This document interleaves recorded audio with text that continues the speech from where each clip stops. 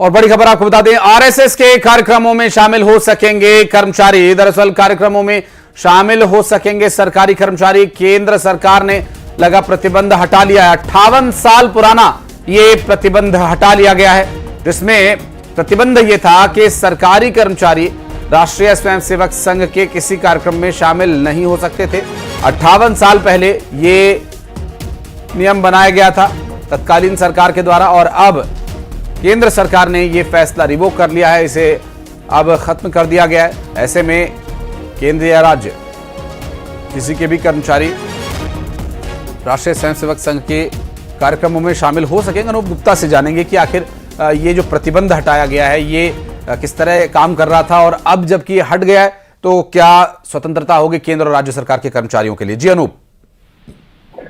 देखिए, आपको बता दूं कि जो पूर्ववर्ती सरकारें रही हैं, चाहे वो कांग्रेस की सरकार हो, मिलीजुली सरकार हो, या पिछली एनडीए की सरकार भी अगर मान लें, तो ये जो प्रतिबंध लगा हुआ था उसको उन्होंने हटाया नहीं था। लेकिन पिछले दिनों केंद्र सरकार की तरफ से ये प्रतिबंध हटा लिया गया है। यानी कि जो लिस्ट था कि आप कहां कहां नहीं जा सकते हैं, उस लिस्ट में आरएसएस का नाम अब हटा दिया गया है। यानी कि अब सरकारी कर्मचारी या राज्य सरकार के कर्मचारी जो है वो आरएसएस के कार्यक्रम में, आरएसएस की शाखा में वो जा सकते हैं, उसके लिए स्वतंत्र है। ये जो प्रतिबंध है उसको हटाया गया। लेकिन देखिए, इसको लेकर के कांग्रेस और विपक्षी पार्टियों ने बड़ा मुद्दा बना लिया है। उनका कहना था कि कांग्रेस ने इन पर प्रतिबंध लगाया था आरएसएस पर। बाद में सरदार वल्लभ भाई पटेल ने इस पे प्रतिबंध को हटाया और तमाम चीजें राष्ट्रीय स्वयंसेवक संघ के साथ हुई। लेकिन कहीं ना कहीं इस मुद्दे को भुनाने के लिए और कांग्रेस के लिए जिस तरीके से चुनाव से पहले कहा जा रहा था कि बीजेपी और संघ के भी संबंध नहीं है, तो उसको सुधारने के तौर पर इसको देखा जा रहा है। राजनीति गर्मा गई है, लेकिन बहुत ज्यादा आप कह सकते हैं कि इसको जिस तरीके से कांग्रेस मुद्दा बना रही है, ये मुद्दे वाली बात है नहीं, क्योंकि संघ को लेकर के सरकार पहले ही स्पष्ट कर चुकी है कि एक राष्ट्रवादी संस्था है और इसको लेकर के इस तरह से राजनीति नहीं होनी चाहिए। स्वाभाविक है। और लेकिन इस पूरे मामले में अनूप, अभी तक जो प्रतिबंध था वो तत्काल सरकार ने लिया था, उस वक्त की परिस्थितियों को देखते हुए ये प्रतिबंध लगाया गया था, और 58 साल लग गए इस प्रतिबंध को हटाने में।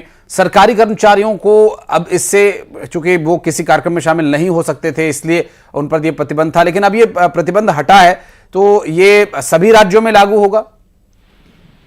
तो बिल्कुल, ये देखिए अभी जो डीओपीटी का ये सर्कुलर है जिससे हटाया गया है, इसका अर्थ है कि जो केंद्रीय कर्मचारी हैं उन पर से ये प्रतिबंध हटा लिया गया है। क्योंकि तमाम जो केंद्रीय कर्मचारियों को क्या करना है क्या नहीं करना है, ये डीओपीटी फैसला लेती है। तो डीओपीटी ने ये फैसला लिया है, राज्य सरकारें भी धीरे धीरे। मैं लौटूंगा आपके पास अनूप। हमारे साथ आरपी सिंह जी जुड़ गए हैं कांग्रेस पार्टी से। आरपी जी, बहुत स्वागत है आपका न्यूज 18 मध्य प्रदेश छत्तीसगढ़ पर। केंद्र सरकार ने एक बड़ा फैसला लिया जिसमें राष्ट्रीय स्वयंसेवक संघ के ऊपर जो लगा प्रतिबंध था उसे हटा लिया गया, जिससे कि सरकारी कर्मचारी को जो बाध्यता थी कि वो नहीं जाएंगे इस तरह की संस्था के कार्यक्रम में, तो वो अब जा सकेंगे। आपकी प्रतिक्रिया सर?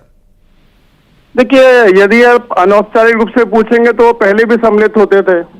और दूसरी बात, भारतीय जनता पार्टी, मुझे लगता है कहीं ना कहीं आरएसएस ने जिस प्रकार का दबाव निर्मित किया है इस लोकसभा निर्वाचन के बाद, उसके आगे घुटने टेक दिए।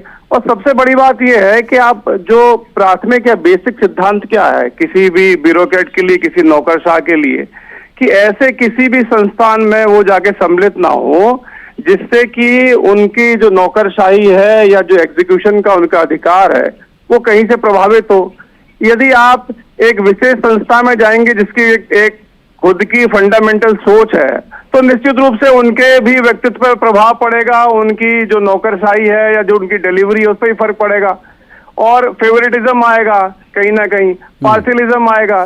तो ये मुझे लगता है कि जो बेसिक सिद्धांत है हमारे कॉन्स्टिट्यूशन में उसके खिलाफ है। और जो ईमानदारी से यदि देखा जाए, यदि आप स्टडी करेंगे जो इनका लॉ है, ब्यूरोक्रेट्स का, उसके भी अगेंस्ट है। लेकिन अब चूंकि सरकार हताशा है, हताशा में उन्हें लग रहा कि किसी प्रकार से भी नैया पार हो जाए मोदी जी की, इससे अधिक कुछ नहीं। जी, बहुत शुक्रिया आपका इस मामले पर रिएक्शन देने के लिए। आरके सिंह। और रीवा के हिनौता गांव में जमीन के विवाद में अवैध खनन माफिया द्वारा